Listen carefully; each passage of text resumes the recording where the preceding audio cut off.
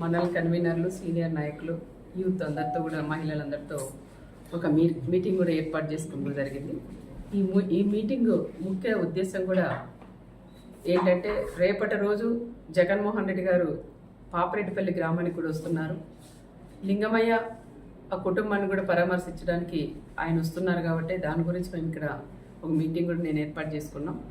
మా వాళ్ళలో అంటే మా తెలుగుదేశం నాయకులు కానీ కార్యకర్తలు కానీ పరిటాల రవి గారి అభిమానం ఎంతో ఆవేదనగా కూడా ఈరోజు వాళ్ళలో కూడా కనిపించింది. మీరు కూడా ఇప్పుడు చూసింటారు. జగన్ రెడ్డి వస్తున్నారు, ఆయన హెలికాప్టర్ దిగకూడదు, మేము చుట్టుముట్టి మళ్ళీ తిరిగి ఎన్నిక పంపిస్తామని వాళ్ళ ఆవేదన కూడా ఈరోజు చెప్పింది కూడా జరిగింది. ఎందుకంటున్నారంటే, ఆ రోజు పులివిందలకి పరిటాల రవి అని వెళ్ళినప్పుడు అడగడగన చెక్ చేసి ఆయనకు ప్రాణహామీ ఉండదని తెలిసినా అడగడగిన చెక్ చేసి కేవలం 3 బండ్లు మాత్రమే పంపించి అక్కడ కోర్టులో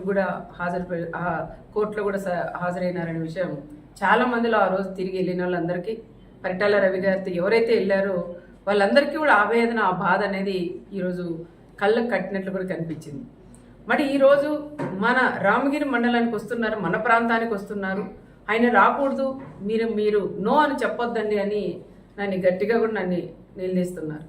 అయినా ఈరోజు మా నాయకుడు చంద్రబాబు నాయుడు గారు మాకు ఒకటే నేర్పించారు. ఆయన చావుదానికి వస్తున్న చావుదాన్నే ఒక రాజకీయంగా లింగమయ్య అనే వ్యక్తే కనీసం ప్రకాష్ రెడ్డి అనే వ్యక్తికి కూడా తెలియదు. లింగమయ్య ఫ్యామిలీ కూడా తెలుగుదేశంలోనే ఉండేవాళ్ళు.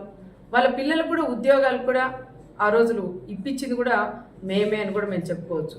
కానీ కొన్ని సందర్భాల్లో పార్టీలు కూడా మారిన తర్వాత అనుకోకుండా మన ఉగాది రోజు సంఘటన జరగడం, ఆ సంఘటన జరిగినప్పుడు ఒకరికొకరు కొట్టుకొని ఆ రోజు చనిపోవడం కూడా చాలా బాధాకరం. ఫస్ట్ జగన్ రెడ్డికిను ప్రకాష్ రెడ్డికి కాదు బాధపడిన వ్యక్తి నేనని కూడా చెప్పుకోవచ్చు. నా ప్రాంతంలో, నా మండలంలో ఈ విధంగా జరగడం అది చాలా బాధాకరం అని కూడా మేము చేసాం. అది మామూలుగా సాధారణంగా గొడవపడి చనిపోవడం తప్ప అది ఒక ఫ్యాక్షన్ మర్డర్ అయితే కాదని ప్రత్యేకంగా నేను కూడా చెప్తున్నాను. ఒక ఫ్యాక్షన్ మర్డర్గా సృష్టించి తోపు బ్రదర్స్ వాళ్ళు ఏదో రకంగా రాజకీయంగా చేయాలండి. లాస్ట్ 5 ఏళ్ళు వాళ్ళు ప్రతిపక్షంలో ఉన్నప్పుడు కూడా కురుబస్సును ముందు పెట్టుకొని ఒక పక్క వాల్మీకి, ఒక పక్క కురుబ వాళ్ళు ముందు పెట్టుకొని కూడా రాజకీయం కూడా చేశారు. మళ్ళీ వాళ్ళు ఎమ్మెల్యే అయిన తర్వాత పాపం వాళ్ళు పట్టించుకుని పాపాన్ని కూడా పోలేదు. మళ్ళీ ఈరోజు వాళ్ళు ప్రతిపక్షంలో ఉన్నారు కాబట్టి వాళ్ళకి దొరక 9 నెలల తర్వాత ఆయన లింగమయ్య చనిపోయాడు కాబట్టి ఆ లింగమయ్యని ఒక రాజకీయంగా వాడుకొని ప్రకాష్ రెడ్డికి కూడా ఆయన జగన్ రెడ్డికి కూడా పరిటాల కుటుంబం వాళ్ళు ఈ విధంగా చంపారు, ఒక ఫ్యాక్షన్ మర్డర్ అని చెప్పి ఈరోజు ఆయన్ని ఇక్కడ తీసుకొని రావడం అది ఎంతవరకు సహజమని కూడా కనుక్కోవాలి. ఒకసారి జిల్లాలో ఉండే మాజీ ఎమ్మెల్యేలు అందరూ ఉన్నారు, మాజీ మంత్రులు ఉన్నారు, మా కుటుంబం గురించి కూడా అందరికీ కూడా తెలుసు. కానీ ఈరోజు ఆయన్ని వీళ్ళు వచ్చేదానికి ధైర్యం లేక, ప్రకాష్ రెడ్డి వాళ్ళు వచ్చేదానికి కూడా ధైర్యం లేక ఈరోజు ఆయన్ని పిలిపియడం అది ఎంతవరకు ఒక్కసారి కనుక్కోవాలా. ఆయన జగన్ రెడ్డి కూడా తెలుసుకోవాలా, అది ఫ్యాక్షన్ మర్డరా, మామూలుగా జరిగిన మర్డరా, ఇది ప్రకాష్ రెడ్డి ఏమైనా రాజకీయంగా వాడుకుంటున్నారనే విషయాలు వాళ్ళు కూడా తెలుసుకునే బాధ్యత ఒక మాజీ సీఎం గారికి కూడా ఉంటుంది. కానీ ఆ రకంగా కాకుండా వీళ్ళలో విభేదాలు పెట్టుకొని ఓ పక్క మాజీ ఎంపీను, ఓ పక్క మాజీ ఎమ్మెల్యే, వీళ్ళిద్దరి మధ్యలో గొడవలు పెట్టుకొని నేను తీసుకురాలా, నువ్వు తీసుకురాలని ఎక్కువ పట్టింపుతో ఈరోజు ఆయన కూడా తీసుకొస్తాం. ఓకే తీసుకురండి, నేను వద్దని చెప్పను. తీసుకొచ్చిన తర్వాత పాపిరెడ్డిపల్లికి వచ్చిన తర్వాత కనీసం ఆ కుటుంబాన్ని పరామర్శించి రెచ్చగొట్టి మాట్లాడుకోకుండా ఆ కుటుంబానికి కూడా న్యాయం చేసి వెళ్ళమని నేను మాజీ సీఎం గారికి కూడా చెప్తున్నాం. మా బీసీల నియోజకవర్గం మాది, మరి మీరు బీసీలను అడ్డం పెట్టుకుని రాజకీయం చేస్తున్నారు మీ ప్రకాష్ రెడ్డి వాళ్ళు. మరి రాప్తాన్ నియోజకవర్గం ఎల్లుండొచ్చి రేపు వచ్చినప్పుడు నువ్వు కూడా ఒక బీసీకి ఇన్ఛార్జ్ ఇచ్చి కూడా పోవాలని ప్రత్యేకంగా నేను జగన్ రెడ్డిని కూడా నేను కోరుకుంటున్నా. నాకన్నా ఎక్కువ ఈ ప్రాంతంలో ఉండే ప్రజలందరూ కూడా అదే కోరుకుంటున్నారు. మా మంత్రి గారు కూడా మాట్లాడినారు, నీకు అంతగా బీసీల మీద నీకు ప్రేమే ఉంటే మరి నువ్వు వస్తావు, ఈ నియోజకవర్గానికి వచ్చినప్పుడు, ఈ ప్రాంతానికి వచ్చినప్పుడు నీకు దమ్ము ధైర్యం ఉంటే రేపు ఒక బీసీని అభ్యర్థిగా నువ్వు ప్రకటించగలవా అని నేను కూడా జగన్ కూడా నేను అడుగుతున్నాం. కేవలం ఇది మామూలు హత్యని ఒక ఫ్యాక్షన్ హత్యగా మీరు ఇది తీసుకురావడం అది కరెక్ట్ కాదని మరొకసారి నేను కూడా తెలియజేసుకుంటూ, ఏది ఏమైనా మా వాళ్ళందరితో కూడా ఇప్పుడు నేను మాట్లాడి నిర్ణయం తీసుకొని సమన్వయం పాటించండి.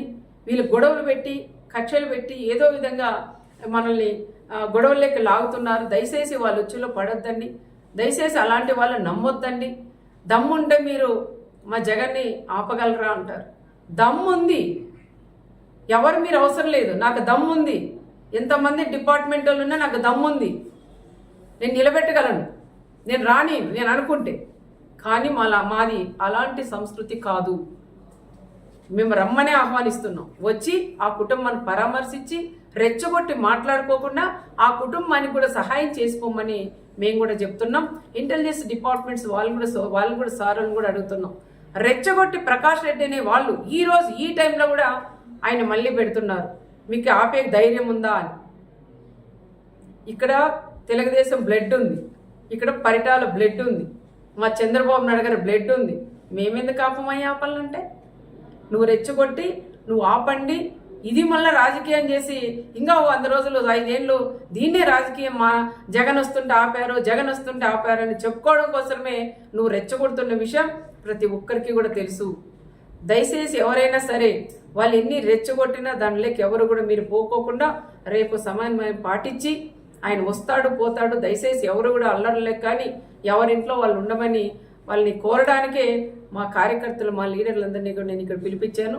వాళ్ళతో కూడా మాట్లాడి వాళ్ళకు కూడా అదే విషయం నేను చెప్పాలనే ఈరోజు నేను అందరినీ కూడా ఆహ్వానించాను. అది కూడా నేను చెప్తాను. రేపు వస్తాడు, ఆయన పోతాడు. దాని గురించి ఎవరు కూడా మాట్లాడొద్దండి. ఏ చిన్న గొడవ వద్దని చెప్తున్నాం. మా వాళ్ళ రిక్వెస్ట్ ఏమంటే తప్పకుండా వాళ్ళు 4-5 బళ్ళలే రావాలా, కాన్వాయ్లతో కూడా రాకూడదు. అదేవిధంగా ఎవరైతే మన పార్టీ లీడర్లు వాళ్ళ కార్యకర్తలు ఇల్లు ఉంటాయో అక్కడ వాళ్ళ కేక్